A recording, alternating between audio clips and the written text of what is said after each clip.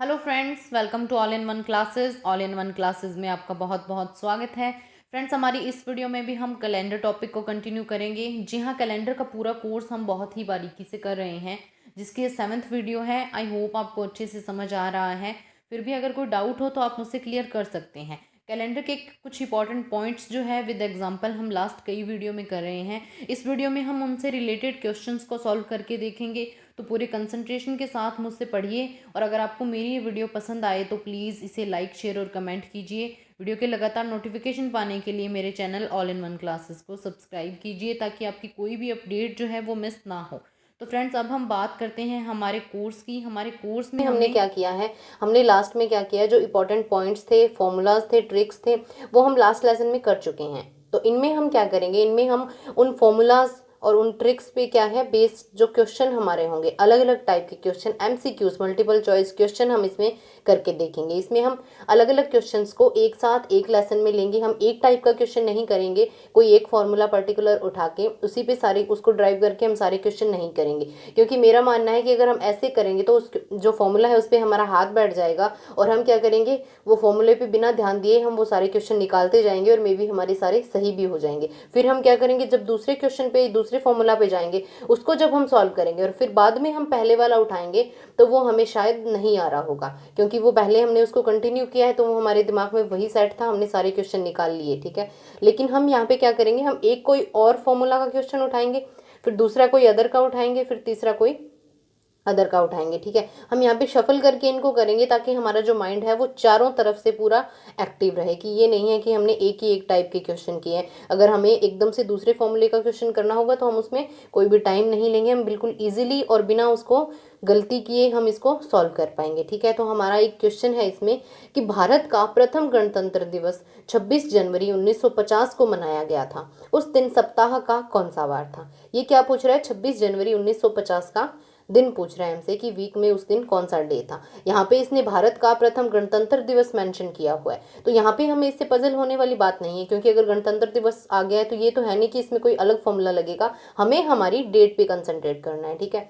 हमें क्या है कि एक सिंगल डेट है, हमें उसका ध्यान देना है कि सिंगल डेट है तो हम क्या फॉर्मूला लगाएंगे, कैसे उसका डे निकालेंगे। अगर डबल डेट है तो कैसे निकालेंगे, सेम सन इसमें है, एक ही ईयर की बात कर रहे हैं तो कैसे निकालेंगे, अलग अलग ईयर है तो कैसे निकालेंगे, लीप ईयर है, नॉर्मल ईयर है। हम हमारे जो कैलेंडर के कंसेप्ट हैं उन पे ध्यान रखेंगे, हम इसकी लैंग्वेज पे नहीं रखेंगे कि उस दिन कोई स्पेशल डे था, गणतंत्र दिवस था या फिर कोई नॉर्मल डे था, उस चीज़ पे हमें ध्यान नहीं देना है। ये सिर्फ जो क्वेश्चन है इसकी लैंग्वेज है, ठीक है। इसको सॉल्व करने के लिए हम क्या करेंगे, हमारे पास दो मेथड है।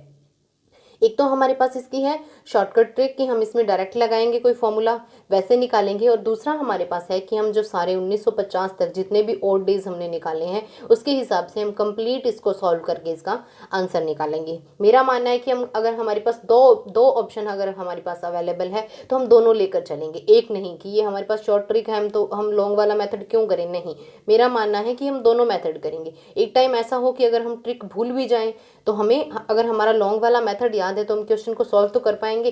कई बार क्या होता है कि एग्जाम में टाइम नहीं होता है, और कई बार हमारे पास टाइम पड़ा होता है, क्योंकि जो हमें आ रहा होता है वो हमने कर लिया होता है। फिर भी एक आधा क्वेश्चन कुछ ऐसा होता है कि हमें कोई कंसेप्ट उसका भूल गए हैं, और वहाँ पे हमें फिर बहुत अफसोस होता है कि ये वाला मेरे को यहाँ से थोड़ा याद नहीं आ रहा है, अगर ये हमें याद होता तो इसको मैं इजीली कर पाती। तो मैं ऑप्शन नहीं रखना चाहती, हम दोनों करेंगे, लॉन्ग मेथड भी करेंगे, शॉर्ट मेथड भी करेंगे। एग्जाम में क्या होता है, एक तो टाइम कि हम कितना कम टाइम ले रहे हैं वो मैटर करता है, दूसरा हमारी एक्यूरेसी मैटर करती है, ठीक है। सबसे मोस्ट इंपॉर्टेंट दो चीज़ है, टाइम और एक्यूरेसी, मेरा मानना है। लेकिन इसके अलावा तीसरी चीज़ ये भी है कि बाई चांस हमने मान लिया कि जितने हमने किए वो एक्यूरेट भी हमने कर दिए, हमारे पास टाइम बच गया, तो उसमें हमारा ये भी होना चाहिए कि हमें लॉन्ग मेथड भी किसी क्वेश्चन का आना चाहिए। अगर हमारे पास टाइम है तो हम उसको करें, ठीक है। उसमें अगर हम एक क्वेश्चन भी निकाल पाते हैं तो ये हमारे लिए छोटी बात नहीं है, बहुत बड़ी बात है। हम क्वेश्चन पे आते हैं। क्वेश्चन में क्या हम क्या करेंगे कि हम 26 जनवरी 1950 तक ओड डेज जो है विषम संख्या, उनकी संख्या फाइंड कर लेंगे कि कितने विषम दिन होंगे। उसके हिसाब से हम क्या करेंगे, डे निकालेंगे। विषम दिन कैसे निकालेंगे, जो पीछे के 16, 17, 18, 19, ठीक है, 1900 जो वर्ष है उनके विषम दिन निकालेंगे। उनमें हम क्या करेंगे, पहले 1600 का निकालेंगे, फिर हम 300 का निकालेंगे। अलग अलग मैंने पहले जो लास्ट लेसन्स करवाए हैं उनमें इनको ये जो टॉपिक है इसको बहुत अच्छे से डिस्क्राइब किया था, हम यहाँ पे बार बार नहीं करेंगे। हमने अच्छे से निकाला था कि अगर हमें 100 वर्षों के विषम दिन निकालने हैं तो कैसे निकालेंगे, 200 के कैसे निकालेंगे, 500 के कैसे निकालेंगे, 1600 जितने मर्जी है उनके विषम दिन अगर हमें निकालने हैं तो उनको हम कैसे फाइंड करेंगे। हमने वहाँ पे अच्छे से किया है। आप उस लेसन को अगर आपने नहीं देखा है तो वहाँ पे आप देख के पहले इसको अच्छे से सीख सकते हैं। मैं यहाँ पे डायरेक्ट यूज करूंगी, ठीक है। 1600 वर्षों के विषम दिन कितने होते हैं? 0 होते हैं, फिक्स है ये हमारा, हमने निकाला हुआ है। 300 वर्षों के विषम दिन हमेशा 1 होता है, तो हमने यहाँ पे 1 प्लस कर दिया, ठीक है। उसके बाद में क्या है, ये 49 वर्षों का विषम दिन यानी कि 1950 की बात कर रहा है, और 1950 में ये 26 जनवरी की बात कर रहे हैं, तो हम 1950 पूरा नहीं लेंगे, इसके सिर्फ 26 जनवरी यानी कि जनवरी के जो विषम दिन है उतने ही लेंगे, हम कंप्लीट नहीं लेंगे, ठीक है। तो 49 वर्षों के विषम दिन कितने हो जाएंगे? 49 वर्षों में 12 तो लीप होंगे और 37 हमारे सामान्य वर्ष होंगे।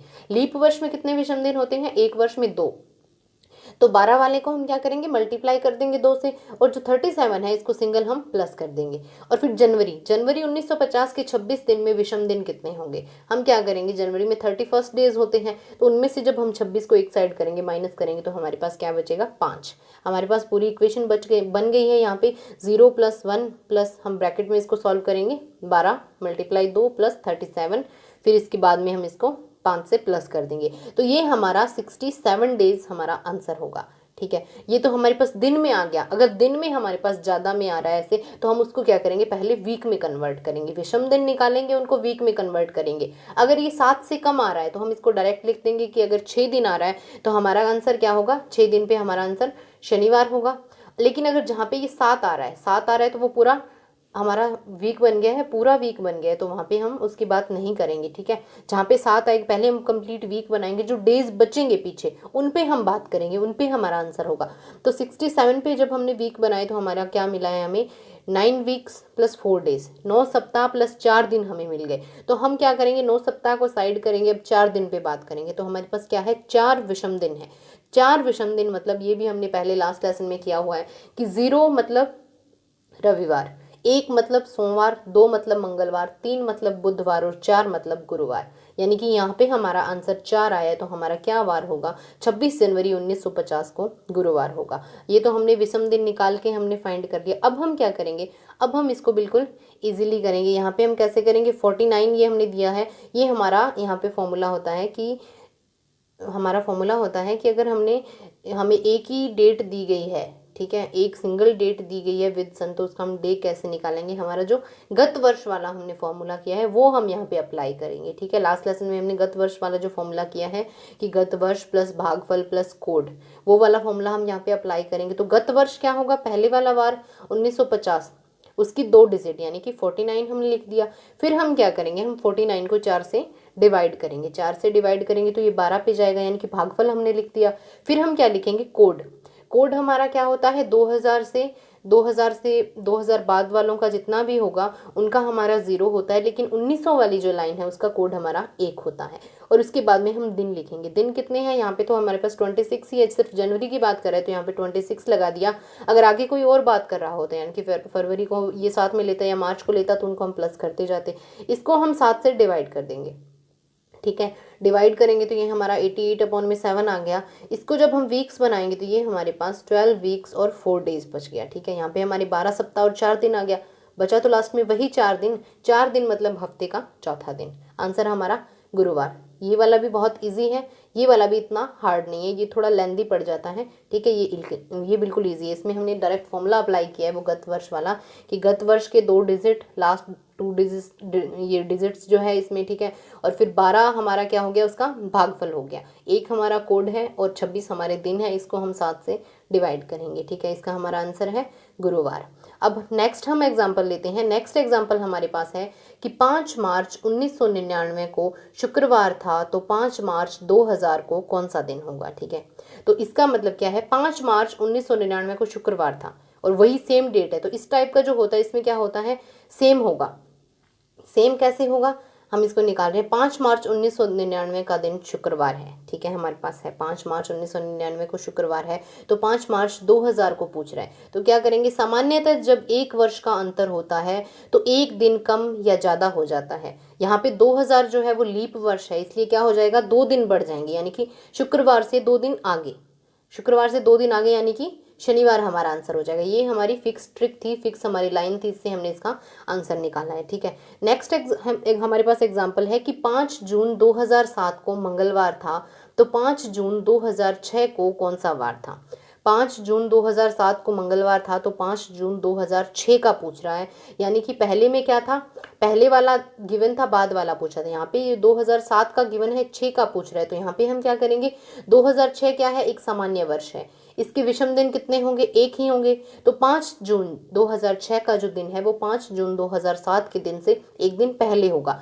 अगर यहाँ पे बाद वाला हमें गिवन है, पहले वाला पूछा है, तो हम पहले का दिन लेंगे, और अगर हमें ये वाला गिवन है, पहले वाला गिवन है, बाद वाला पूछा है, तो हम एक दिन बाद का लेंगे। यहाँ पे क्या होगा, मंगलवार से एक दिन पहले का होगा, मतलब सोमवार, यानी कि सोमवार होगा, 5 जून 2006 को सोमवार होगा।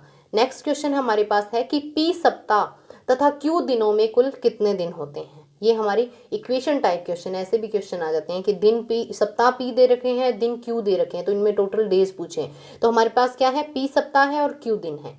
पी सप्ताह यानी कि 7, सप्ताह का मतलब 7 से इसको मल्टीप्लाई कर देंगे, प्लस क्यू दिन, ये पूरी इक्वेशन होगी। तो हमारा जो हमें एमसीक्यूज में गिवन होंगे, नीचे जो ऑप्शन दिए होंगे उनमें ये वाला ऑप्शन होगा, तो हम इसको ऐसे टिक कर देंगे। तो ये हमारा बिल्कुल सिंपल क्वेश्चन है, ठीक है।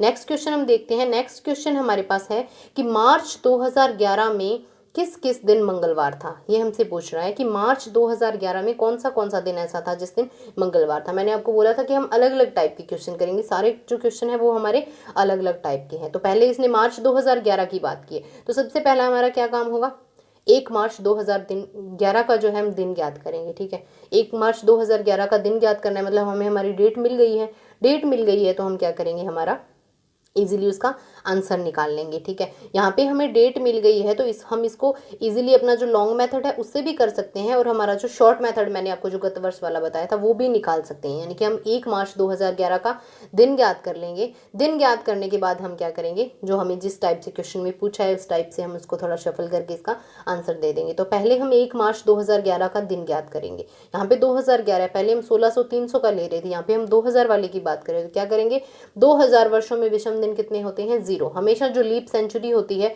उनके विषम दिन हमेशा 0 होते हैं, हमने पहले बताया है। उसके बाद क्या है, 2011 की बात कर रहा है, तो 11 में हम मार्च, जनवरी, फरवरी, मार्च के लेंगे, लेकिन जो पीछे के 10 साल है उनका हम कंप्लीट लेंगे। यानी कि 10 वर्ष में 2 लीप वर्ष होंगे और 8 सामान्य होंगे। लीप वर्ष वाले को 2 से मल्टीप्लाई करेंगे और जो सामान्य है उसको वैसा का वैसा रखेंगे, तो ये हमारा हो जाएगा 12 विषम दिन।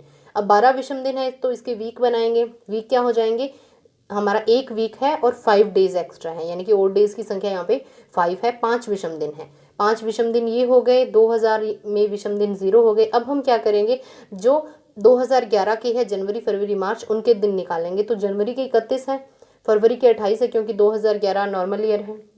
मार्च का हमारा 1 मार्च की बात करें तो 1 मार्च को क्या है, 60 दिन, यहाँ तक टोटल हमारे 60 दिन हो जाते हैं। 60 दिन से जब हम वीक बनाएंगे तो ये हमारा हो जाएगा 8 सप्ताह और 4 विषम दिन। यानी कि यहाँ पे हम बात करेंगे जब, तो हम 4 विषम दिन की बात करेंगे, यानी कि कुल विषम दिन की संख्या कितनी हो जाएगी, 2000 वाले 0, फिर 10 वर्ष वाले 5 विषम दिन, और फिर ये जो जनवरी, फरवरी यानी कि मार्च वाले हैं इनके 4 विषम दिन। जब हम इनको टोटल करेंगे तो ये हमारे पास क्या आ जाएगा, 9 आ जाएगा, 9 आंसर आ जाएगा। जहाँ पे भी 7 से ज़्यादा होंगे या 7 होंगे वहाँ पे हमारा वीक बन जाएगा। तो उसको वीक बना के जो बचेंगे उनको कैलकुलेट करेंगे। मैं बार बार ये बात बोल रही हूँ कि यहाँ पे हम 9 से कुछ नहीं निकाल सकते, हमारे पास कोई ट्रिक ही नहीं है, 9 से कैसे निकालेंगे। हम क्या करेंगे, जहाँ तक हमारा वीक बन रहा है, पॉसिबल हो रहा है, वहाँ तक हम वीक बनाएंगे, उसके बाद में जो बचे हुए हैं उन पे काम करेंगे, ठीक है।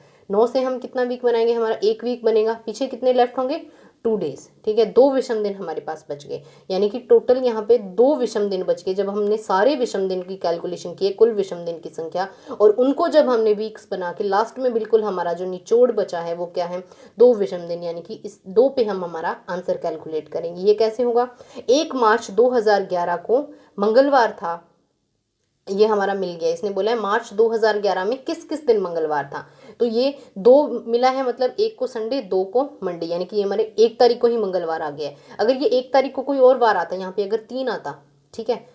यहाँ पे 3 विषम दिन बच जाते, तो 1 तारीख को हमारा क्या होता, 1 तारीख को हमारा सोम मंगल बुधवार होता, बुधवार होता तो फिर हमें क्या पूछा है, मंगलवार पूछा है, तो फिर हम आगे कैलकुलेट करते हैं। मंगलवार हमारा क्या है कि अगर 1 तारीख को बुधवार है तो 2 को गुरुवार होगा, 3 को, ऐसे आगे करके मंगलवार वाली वो सारी डेट लिखते हैं। लेकिन यहाँ पे क्या है, हमारा बाई डिफॉल्ट जो पहली हमारी तारीख है 1 मार्च, उसी को मंगलवार आ गया है, तो 1 मार्च 2011 को मंगलवार होगा। उसके अलावा 8 मार्च को होगा, 15 मार्च को होगा, 22 मार्च को होगा और 29 मार्च 2011 को मंगलवार होगा।